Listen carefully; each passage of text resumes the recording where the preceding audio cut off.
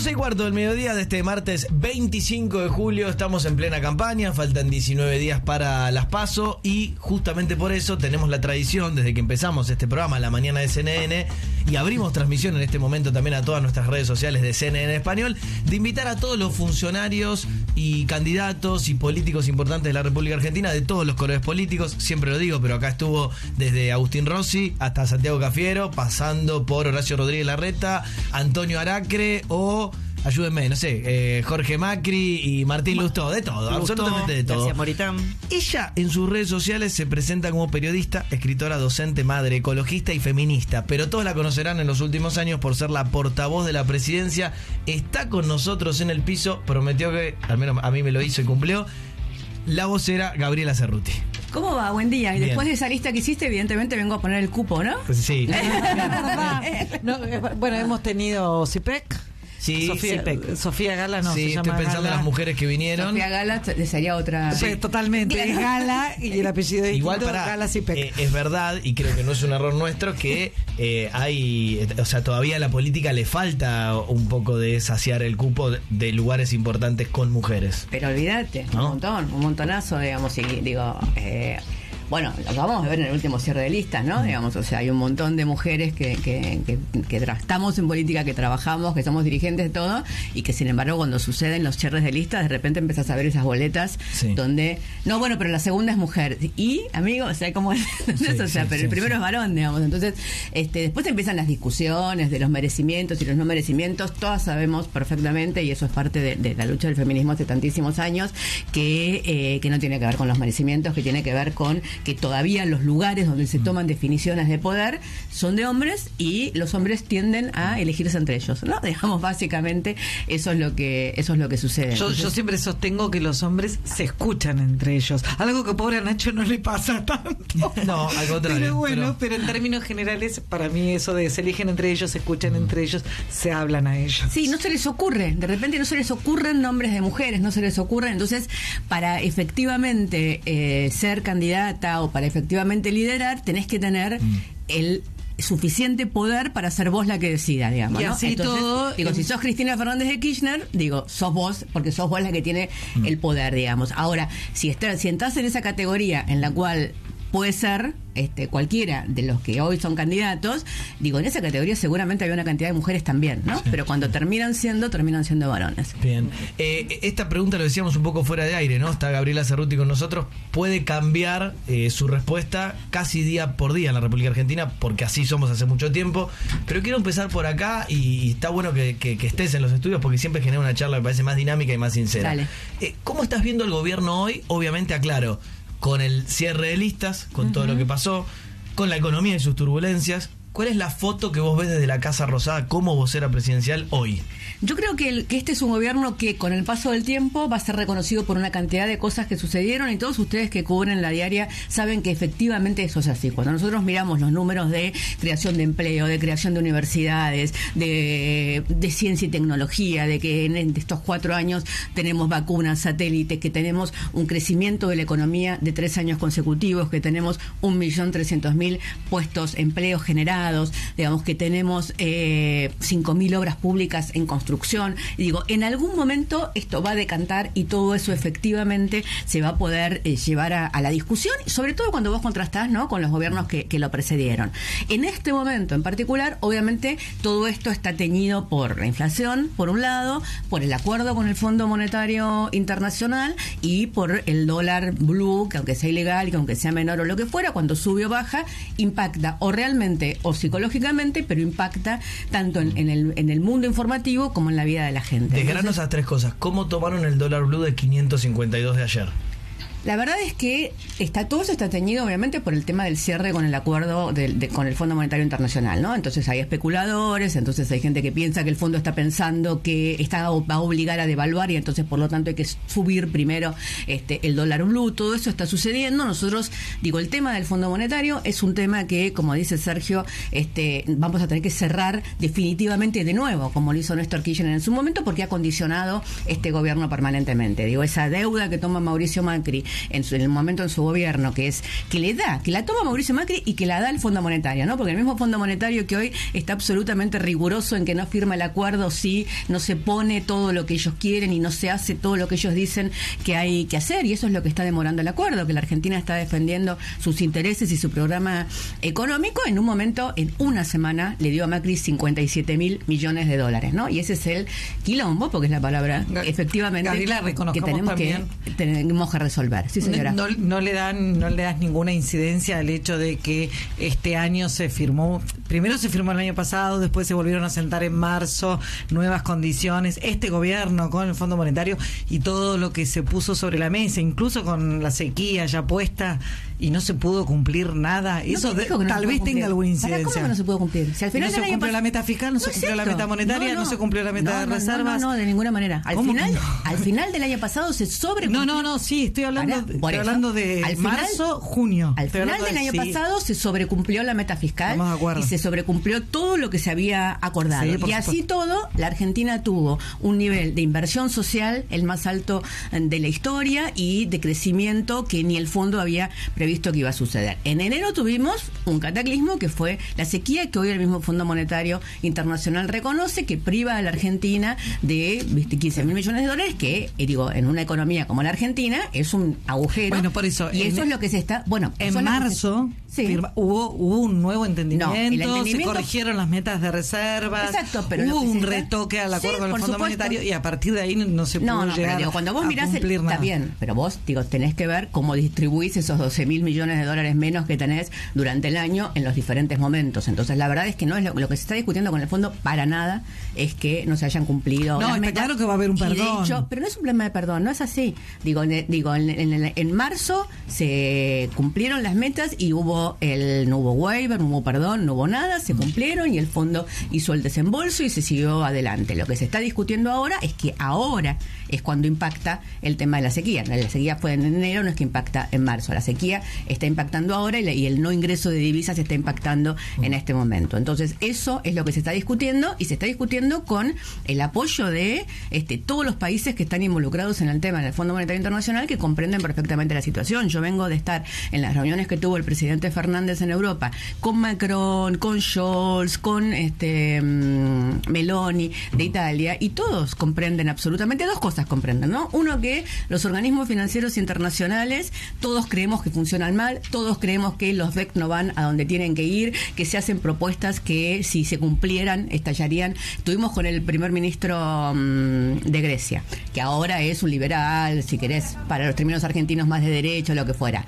y él contaba lo que sucedió, cómo explotó su país cuando se cumplieron las recetas del Fondo Monetario Internacional, ¿no? Entonces, es algo que el concierto internacional comprende perfectamente, y además comprende que una de las cosas que nosotros habíamos puesto en el acuerdo es que tenían que volver a discutirse en caso de que hubiera elementos externos. En aquel momento pensamos que podía ser una reedición de la pandemia, digamos, que cambiaran las condiciones, y eso es lo que se está haciendo en este momento. Ahora, yo te preguntaba, por el dólar blue, porque a veces uno destaca cosas que incluso hasta objetivamente pueden ser, vamos a poner, positivas del gobierno, pero ves el 552 y para mí se va todo al tacho. Entonces, ahí ustedes siguen pensando que es un mercado chiquitito que no influye, o entienden a la gente que se cubre con el dólar en un año inflacionario y de elecciones. ¿Qué pasó ayer a la tarde en la Rosada? A ver, cuando el dólar blue sube, no es porque la gente, por el pequeño ahorrista que compra para cubrirse la inflación, ni mucho menos. Cuando el dólar blue sube es porque hay compras o no hay liquidación de grandes compradores, digamos, ¿no? Es cuando decimos es un mercado muy chico, es porque es un mercado muy chico. Es un mercado de 1 o 2 millones de dólares, que una compra o no de $100.000 influye, que una compra o no de $300.000 influye. Entonces, efectivamente, es un mercado muy chico, que no tiene nada que ver con la cantidad de dólares que todos los días, vos lo sabés bien, se liquidan en el Banco Central, o todos los días el Banco Central da para importaciones. Eso es un volumen, y hay otros dólares, como el CCL, como otros dólares, que tenés que seguir más de cerca el ritmo, porque esos son los que efectivamente después van a impactar. ¿Pero ayer no te agarrabas la cabeza cuando veías el número?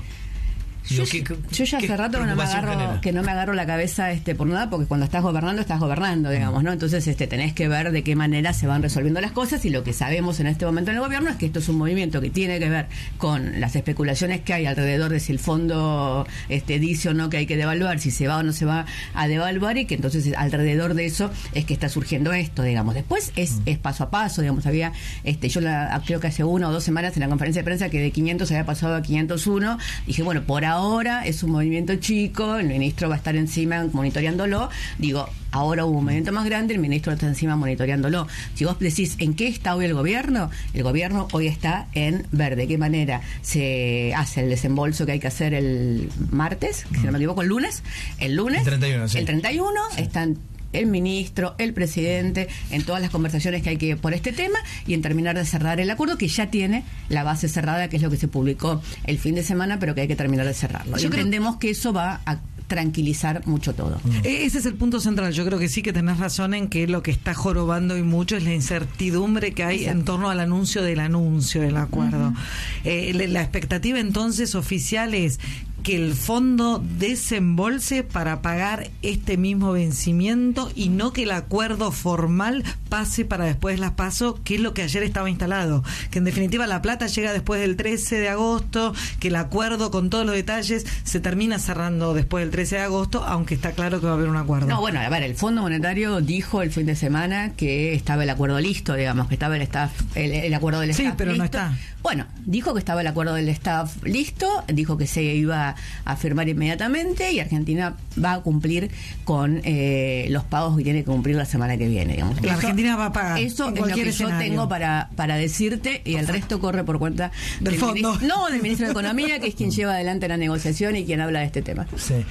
Cuando entrevistamos a opositores acá en estos últimos días, repiten una frase que es: el gobierno ya devaluó, el gobierno está devaluando. Te lo pregunto a vos, ¿cómo es la lectura oficial? ¿No están devaluando aunque sea encubiertamente? Encubiertamente no. Después hay movimientos que se van produciendo naturalmente, digamos, por diferentes razones, y que vos ves, digamos, los números y ves cómo las cosas van cambiando, ¿no? Definitivamente, digamos. Lo que nosotros tenemos que entender es que cuando empezó la negociación, o sea, el fondo pedía condiciones imposibles de llevar adelante, y que Argentina no estaba ni en condiciones ni con la decisión de llevar adelante de ninguna manera, y que fue una negociación muy fuerte y muy dura durante todos estos meses, efectivamente, que incluyó a muchos actores internacionales, que incluyó discusiones económicas y discusiones políticas, que las tuvo el presidente Fernández, que las tuvo el ministro de Economía, y que eso es lo que está pasando, digamos. O sea, así como el fondo le regaló esos 57.000 millones de dólares a Macri, y nos metió en este problema en el cual todavía estamos, y en el cual lo que tenemos que hacer es, a partir del año que viene, volver a crecer de manera de tener los dólares de nuevo, como hizo Néstor en su momento, para poder terminar con el Fondo Monetario y sacarlo del país. A mí hay veces que circulan en las redes una foto mía con unos carteles que decían no al fondo, que efectivamente fue una campaña que hicimos en su momento con los actores, y estuvo hasta Charly García con su cartel de no al fondo, pidiendo que no volviera al fondo, como si fuera una contradicción que ahora estemos acordando con el fondo. No, amigos, nosotros no queríamos que viniera el fondo, el que trajo el fondo fue Macri, y ahora lo que le toca a este gobierno es ver cómo lo resuelve, ¿no? Vos recién decías, es la vocera presidencial, en esta charla interesante y sincera que tratamos de tener con todos nuestros entrevistados, destacabas 3 o 4 cosas que seguramente, no te quiero parafrasear, la perspectiva histórica, decías, le va a valorar a la gestión de Alberto Fernández. Cuando vos analizás también que hubo tanta pelea, sobre todo entre Alberto y Cristina, ¿no sentís que eso contribuyó a que se lleve también los méritos? A ver, yo creo que la discusión pública, política, mediática, está no solo en la Argentina y en el mundo. Venimos de ver lo que pasó en las elecciones en España, pasa en todos lados. A partir de la irrupción de las redes sociales y a partir de la irrupción de nuevos actores políticos, Trump, Bolsonaro, la derecha en Europa y todo lo demás, la discusión política y mediática se ensució mucho porque es esta cosa de los extremos, ¿no? De todo, es todo basura lo que dice el otro, de ninguna manera. Hay una cosa bastante antidemocrática. Igual yo me refería a Cristina diciendo Festival de Importaciones o funcionarios no funcionan. Pero por eso, porque vos te referís a eso, y yo lo que te digo es, para mí, la dificultad para poder hablar de los temas de gestión, de gobierno y de todo lo que está sucediendo con el gobierno tiene que ver con esa cosa mediática y política también, digamos, donde garpa más la pelea y garpa, ni siquiera te diría la denuncia, porque había un periodismo en los 90 donde efectivamente empezamos en esta generación a hacer un periodismo que era de investigación y de denuncia. La verdad es que este gobierno no tiene una denuncia. No tiene una denuncia de corrupción, ni una, que es otra cosa por la cual también va a ser valorado este gobierno. 5.000 obras públicas está llevando adelante 4.000 de ellas terminadas. Gabriel Catopodis no tiene una denuncia ni una investigación por un hecho de corrupción. Vos sabés que cuando decís estas cosas me río porque te van a venir a pegar. El propio kirchnerismo más duro entiende esto como una diferencia de su gobierno. Como que si vos le estuvieras diciendo, pero Cristina sí tuvo denuncia. Ustedes entienden eso. Yo nunca vi a nadie de ellos decir eso. Ustedes entienden eso. No.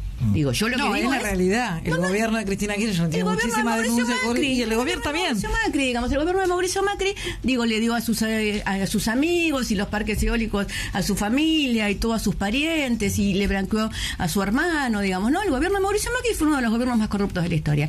Entonces, lo que yo te digo es, esas cosas que son difíciles, es muy difícil y es muy difícil para mí como portavoz ponerlas en valor, ¿entendés? Porque yo voy el jueves a la conferencia de prensa y te digo, esta semana tuvimos tal crecimiento de empleo, tal crecimiento de obra, tal crecimiento de industria automotriz y todo lo demás, y te dicen, no, bueno, pero tal se peleó con tal y tal le dijo a tal. Pero, perdón, pero vos crees que a la gente le importa. Que me entendés porque aparte sos colega. ¿A la gente le importa? Pará, pero yo lo que te digo es, incluso con datos que tenés razón, por ejemplo, no te voy a discutir absolutamente nada de la desocupación en la República Argentina, después podemos ver la calidad del empleo. Ahora, esto es lo que digo, a ver si me logro hacer entender.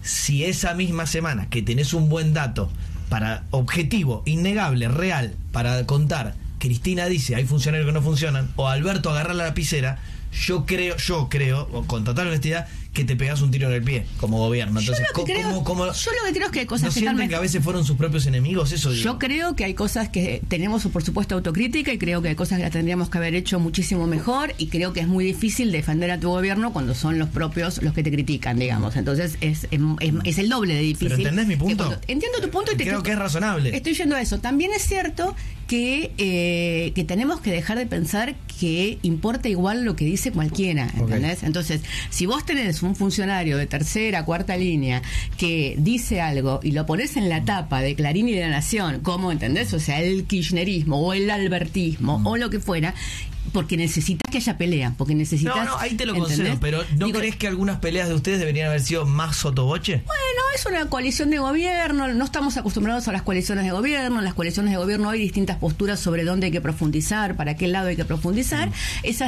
No estábamos acostumbrados a que eso sucediera, digamos. Nosotros nunca tuvimos una coalición de gobierno en la cual los diferentes sectores debatían públicamente sobre, en las democracias parlamentarias por ahí están más acostumbradas. Nosotros estamos menos acostumbrados y siempre todo fue muy presidencialista y no se le discutía nada al presidente. Esta es una coalición de gobierno en la cual las cosas se discutieron enfáticamente, muchas veces públicamente. Ahora, eso no quita que las grandes decisiones o los grandes avances también sucedieron, y yo siento que muchas veces eso se ensombreció, también te digo, por una manera no me quiero poner en señora mayor, pero lo soy, digamos. Nosotros cuando cubríamos gobierno cubríamos políticas de gobierno. Ahora se cubre interna política.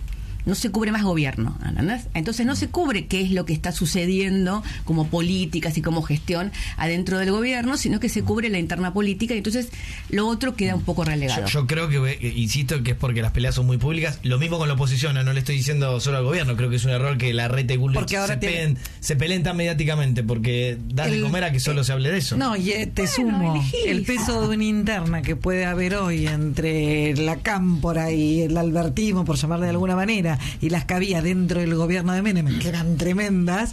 Bueno, sí, yo escribí un libro, digamos, pero también es cierto que durante ese gobierno vos cubrías que estaban privatizando, que es la convertibilidad, que ¿entendés? O sea, cubrías las políticas de Estado. Bueno, porque ahora no hay políticas grandes. No es cierto, hay muchísimas políticas grandes, digamos, ¿entendés? Cuando termine el gobierno de Alberto Fernández, vos vas a haber tenido realmente una transformación en cuanto al federalismo en la Argentina, importantísimo. Vos tenés provincias que tienen pleno empleo en este momento. La enorme mayoría de las provincias provincias, digo, nosotros estamos muy centrados en el AMBA, pero la verdad es que cuando vos recorres el país, tenés provincias con pleno empleo, tenés la revolución del litio en las provincias del norte, tenés la revolución de la que está causando el gasoducto Néstor Kirchner en las provincias del sur. Digo, todo eso son políticas de Estado estratégicas realmente que van a ser recordadas. Estamos teniendo una interesante charla con la portavoz presidencial, Gabriela Cerruti, acá en nuestros estudios. Una vez que tenemos un entrevistado, no lo dejamos ir, que venga a la seguridad presidencial si quiere. Así que te quedas, ¿no? No tengo seguridad yo, así que sí. Perfecto.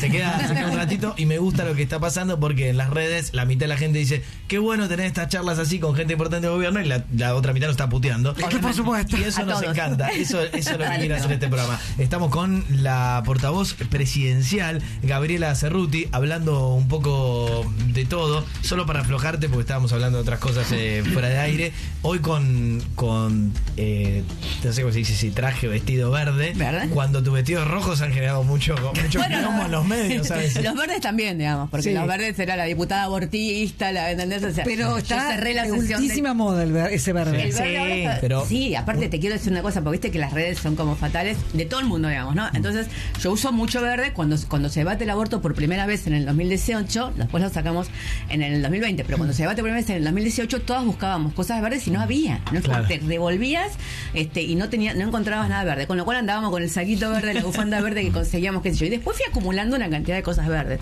Ahora que se pone de moda... Chocha. No, pero además me Le ganaste a la inflación. Alguien le ganó la inflación en este un país. desfile de cosas verdes, ¿entendés? O sea, Pará, y en alguna cumbre te pusiste alguno rojo y te criticaron y Y vos en- saliste a decir que eran machirulos los no, comentarios. bueno, porque dijeron que me había puesto un traje rojo para levantarme a Lula, una cosa rarísima, ¿entendés? O sea, claro, que había ido de vermellón, Pará. porque vermellón era el color. Estamos en CNN Internacional. ¿Querés desmentir algo sobre Pero Lula? por Es ahora. favor, pero las Lula y cosas, yo no tenemos. las cosas que se escriben, yo te digo que... Me garpa para a los veces, títulos si desmentís yo un tengo- amorío. Somos solo amigos, una cosa Sí, así sí. nos garpa, nos No, no, ayuda. pero digo, las cosas que se escriben, a veces te joden y joden a la familia y qué sé yo, todo lo demás. Muchas veces decís, yo no puedo creer, no puedo creer que estén escribiendo esto. Yo tengo un archivo de preguntas insólitas, que son preguntas de los periodistas Ah, ¿que te hicieron? que me hacen todo el tiempo, porque viste que ahora hay el periodismo de WhatsApp, que es muy importante, están todo el tiempo, todo el mundo tiene tu teléfono, ¿no? Digamos, o sea, es una cosa increíble, todo el mundo, yo tengo el mismo teléfono desde que se inventó el móvil en la Argentina, de los 90, con lo cual lo tiene todo el mundo. Soy como Alberto Fernández. Mi teléfono lo tiene todo el mundo y contesto todo, digamos. Sí. Igual que Alberto. Igual que Alberto Fernández.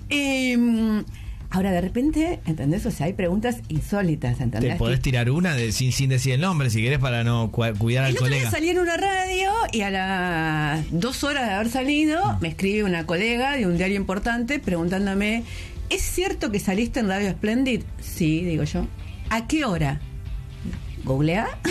Claro. Ponele que googleás, ¿entendés? O sea, pero no, así, todo el Ok. tiempo. ¿Has Todo el tenido buenos cruces, bueno, con Nicolás Gallardo, nuestro compañero, con Peralta? Yo quiero que me diga Girón como le dice, que me diga Girón con el mismo tono que le dice Peralta. Ay, no recuerdo la ¿Cómo de le Peralta. dices? ¿Te acuerdas? Porque has tenido buenos cruces con Peralta Tengo también. buenas cruces. Digo, a mí las conferencias de prensa de los jueves me parecen, primero que Con están Grimaldi, bien. nuestro compañero. Yo te digo una cosa, cuando a mí me llamó el presidente para ser portavoz, yo ya me estaba yendo en la política, absolutamente había decidido no reelegir, y una de las cosas que me pareció es, si yo me la paso diciendo que al gobierno le falta un buen vocero, un portavoz, como tiene la Casa Blanca, como tiene Europa, como qué sé yo, y todo lo demás, en el momento en el que me llaman para hacerlo, no puedo decir, no, ya decidí que, viste, ahora es mi turno de viajar y descansar. ¿Y qué qué sé yo. balance haces? ¿Crees que gane quien gane, el lugar de portavoz presidencial, me pongo más serio, tiene que permanecer? Bueno, yo lo que digo es eso, que digo, me podrán criticar mucho a mí, todo lo que quieras, todos tenemos derecho a criticar a todo el mundo. Yo tengo una personalidad polémica, si querés, porque no soy la portavoz que contesta sí, no, blanco, ni blanco ni negro, digamos, o sea, me gusta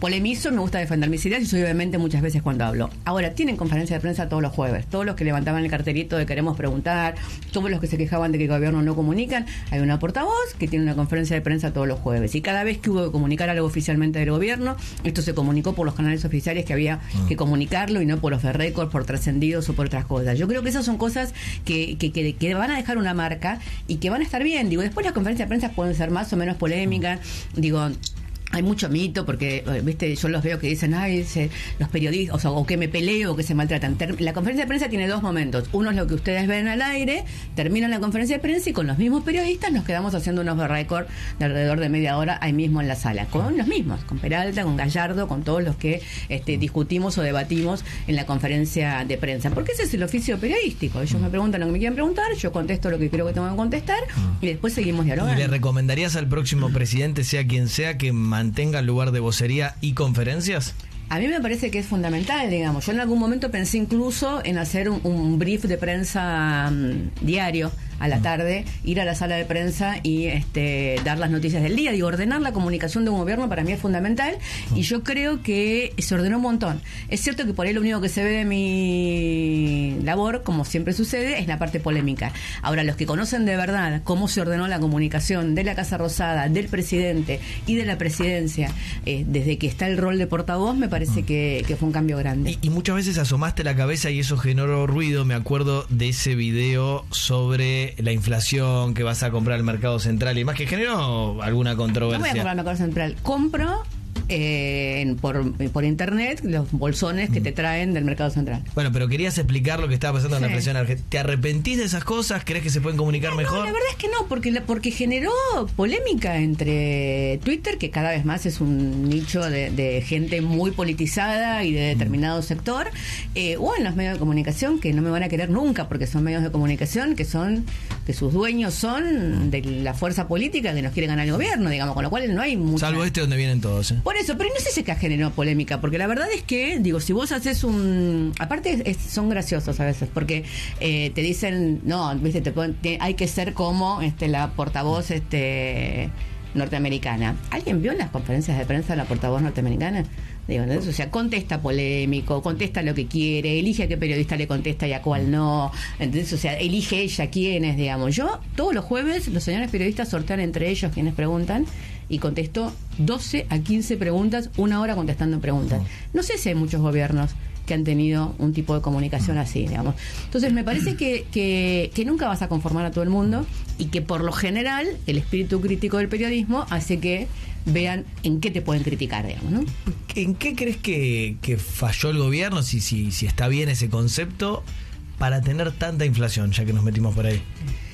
Mira, yo creo que hay diferentes causas y razones de la inflación que todos podemos ver el recorrido y que las podemos ir explicando. Digo, primero que asumimos con un 53% de inflación, que es lo que habían dejado Macri en diciembre. Inmediatamente pasó la pandemia. Durante la pandemia se produjo, al mismo tiempo, una caída del crecimiento, porque pasó en todo el mundo y porque estábamos encerrados y porque no había ninguna posibilidad de producir, y una necesidad de emisión, porque había que cubrir los sueldos de los trabajadores, porque si no se iban se quedaban, no tenían para comer, digamos, ¿no? O sea, claro.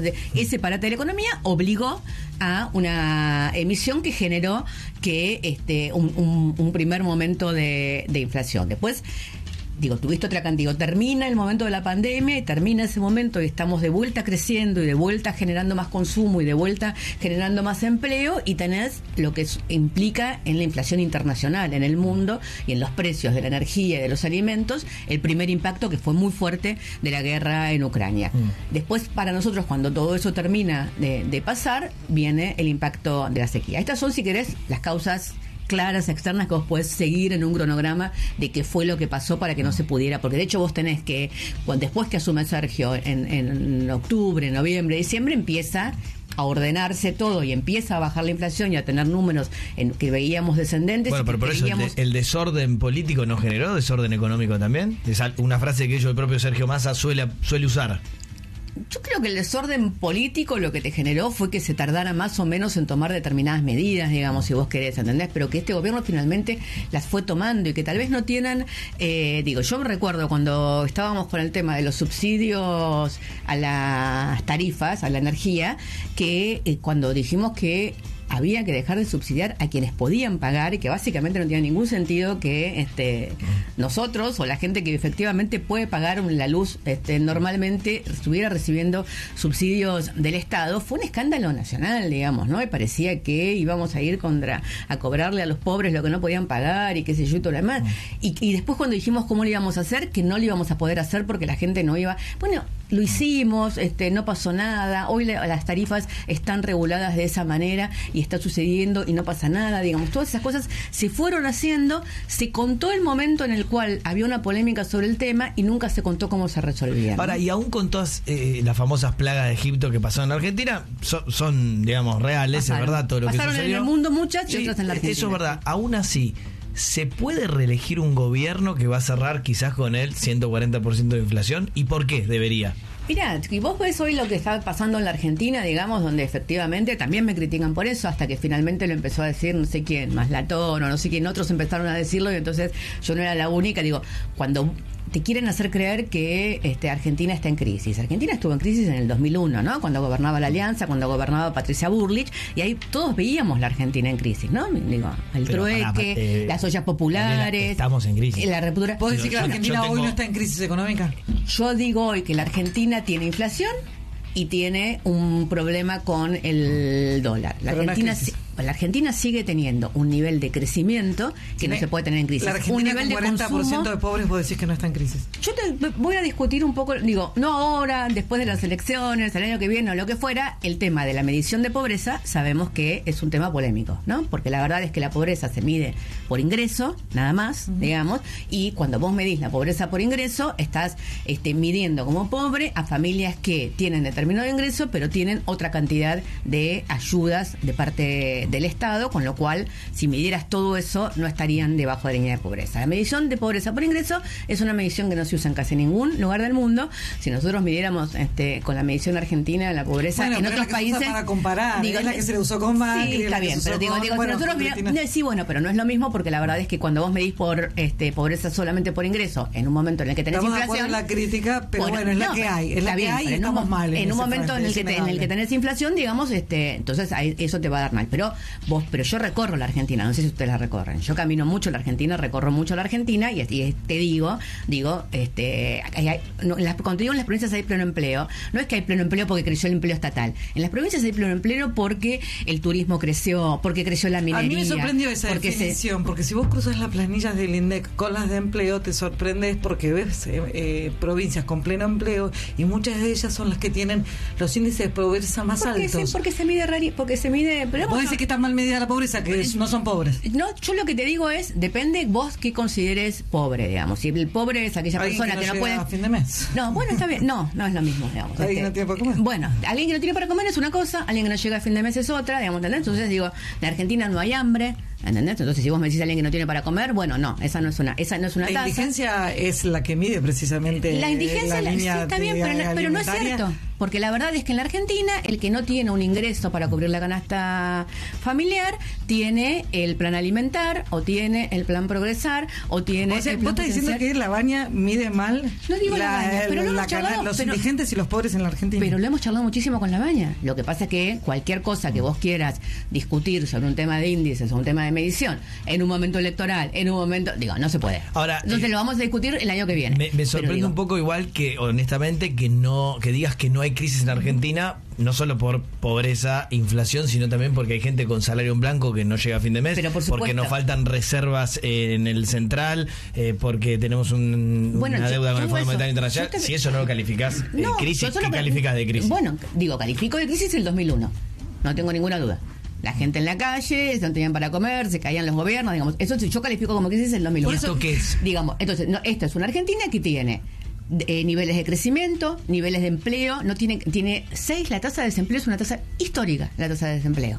El nivel de crecimiento del consumo, el nivel de crecimiento de las industrias, de las 17 variantes que se miden de crecimiento, déjame terminar, de las 17 variantes que se miden de crecimiento de la economía, 12 dieron creciendo en el último mes. Entonces, vos lo que tenés es, efectivamente, gente que, porque los trabajos que tienen son trabajos informales, entonces, y hay inflación, entonces esos salarios no les alcanzan para comer llegar a como en fin de mes. 2001. Bueno, no, pero no es lo mismo. ¿Por qué no es lo bueno, mismo? querés que te dé la razón, te doy la razón, pero no es lo mismo, digamos, ¿entendés? O sea, ¿vos viviste el 2001 en Argentina? Por supuesto, lo cubrí, fue una de mis coberturas Ok. que ¿Vos más crees me que la marcó en la Argentina vida. viste igual? ¿Vos crees que la Argentina viste O sea, igual? yo reconozco que hay una enorme diferencia y es la contención, el desarrollo de los planes sociales. En 2001, en la crisis de 2001, toda esa maquinaria, todo ese dispositivo no existía. ¿Vos crees que la calle Corrientes hoy está igual que en el 2001? Cuando estaban todos los cafés cerrados, cuando estaban todos los teatros cerrados, cuando estaban todos No, los cines son cerrados. crisis diferentes, pero crisis al fin. Exactamente, No, sí, bueno, sí, está en bien, esa si vos me morfología querés es eso, decir, pero... sí, bueno, entonces Argentina vive en crisis permanente en el último siglo, digamos. Ok, la Argentina vive en crisis permanente en el último siglo porque siempre tenés alguna de todas esas variables que vos mencionaste que están mal. El nivel de consumo que hay hoy en la Argentina. Por eso me parece no que medir el baja. nivel de consumo en la calle Corrientes, o Palermo, Hollywood, No, del y decir país. que por eso la Argentina no está Pero en crisis del me parece país. como polémico. Pero ¿cómo va a ser de la calle Corrientes? No sé, es el ejemplo que vos me diste. No, yo lo que te dije, vos me dijiste la misma crisis que el 2001, yo lo que te dije...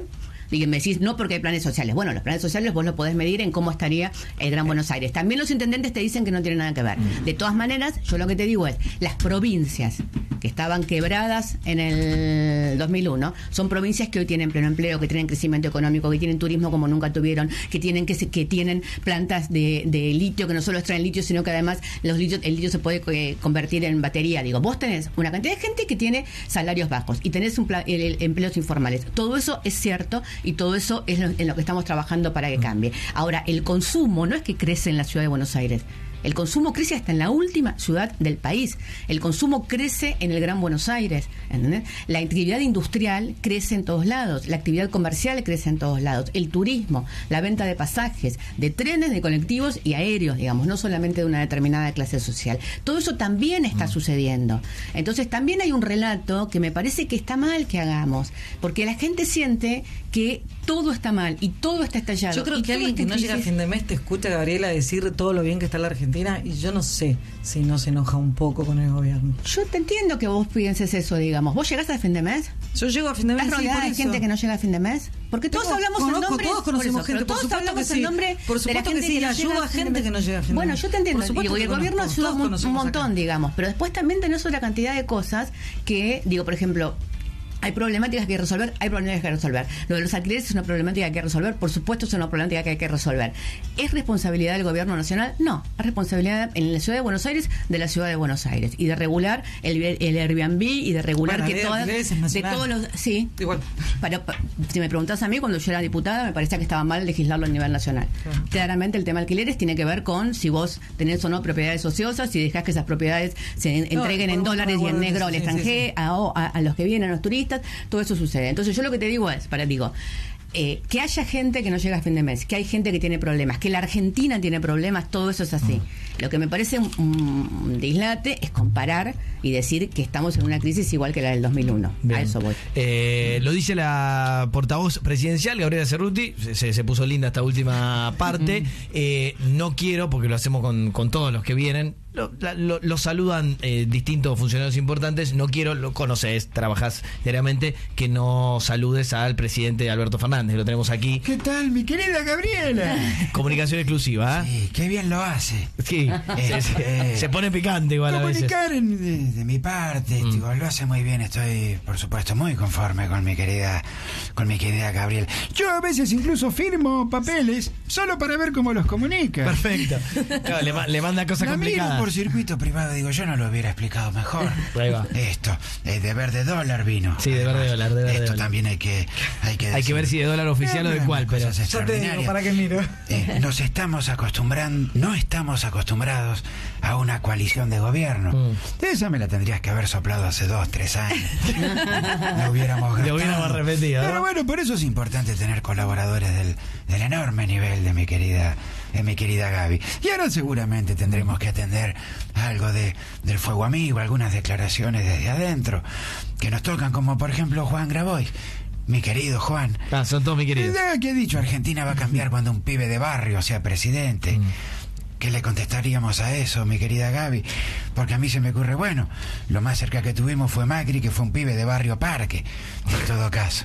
Pero bueno, que no nos tiren, por Otro favor. picante. Este Pero tipo Sergio es un cosas. pibe de barrio, ¿eh? Sí, bueno, pero qué sé yo, está hablando de él, después nos pega a nosotros. Presidente, Schiaretti diciendo que no tiene nada que ver. Muchísimas gracias. Con lo que hay, estas cosas me vuelven loco. Bien, se van juntos ahora a la Casa Rosada. Sí, por O a supuesto. Quinta Olivo, vaya a saber. Estoy llamando a un auto, justamente. Gabriela, muchísimas gracias por esta nota de agenda abierta que además nos habías prometido y cumpliste, así que lo digo públicamente. Muchísimas gracias. Gracias a ustedes por la invitación, la pasé muy bien. Muchas gracias. Es la portavoz presidencial, Gabriela Cerruti, casi para cerrar la mañana de CNN.